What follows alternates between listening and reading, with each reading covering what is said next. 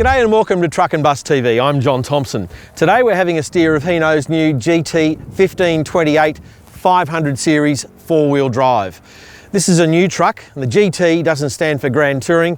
I think it stands for go to just about anywhere, because this four-wheel drive truck is amazing in the areas it can get to. You see a lot of them with our rural fire services, and we certainly saw a lot of them roving around the countryside protecting our bushlands during the last bushfire crisis.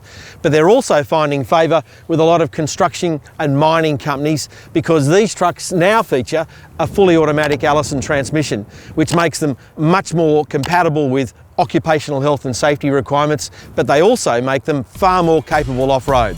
So let's climb aboard, have a bit of a steer over some pretty rugged terrain and see how she performs. Hino's GT four-wheel drive has been around for some time and was updated when the new 500 series was launched a couple of years ago. But this latest update has brought the addition of more power and torque, higher axle capacities, larger GVM and an increased payload, as well as the availability of a factory-fit Allison automatic for the first time on the off-roader.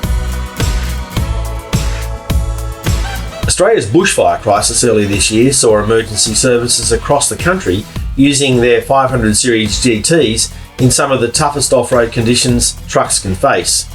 This updated model will deliver users like bushfire brigades better performance and usability in conditions when they really need it the most. The GT may not look too different on the outside, but under the cab and the driveline, some significant changes can be seen. Power in the Hino turbo 6-cylinder diesel is up from 215 horsepower to 280 horsepower, while torque benefits from a big boost up from 637 newton meters to a whopping 824 newton meters. The biggest leap forward is the standard Allison 2500 series 5-speed full automatic transmission. After years of juggling manual shifts, drivers on the off-road Hino will now be able to concentrate on steering and manoeuvring the truck in rugged conditions without having to worry about selecting the right gear. Apart from that, autos offer better drive with the torque converter multiplying takeoff power and better managing wheel spin.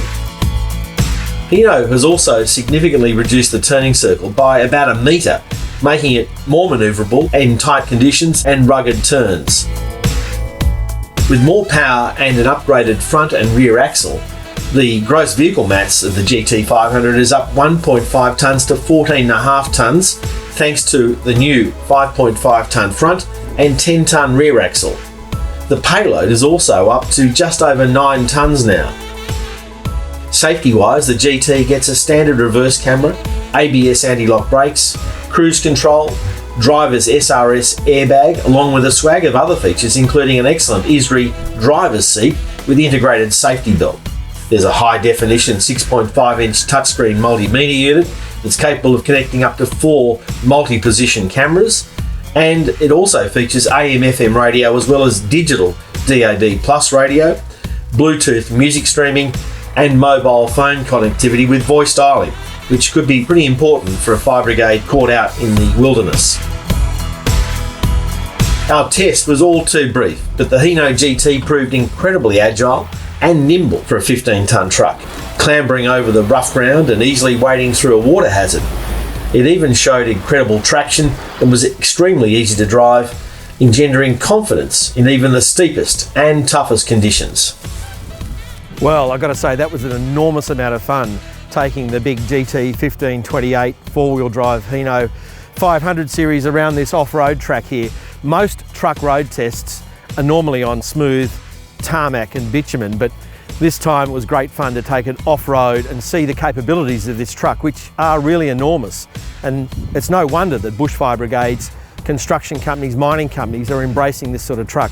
The automatic makes it fantastically smooth and capable in most difficult conditions.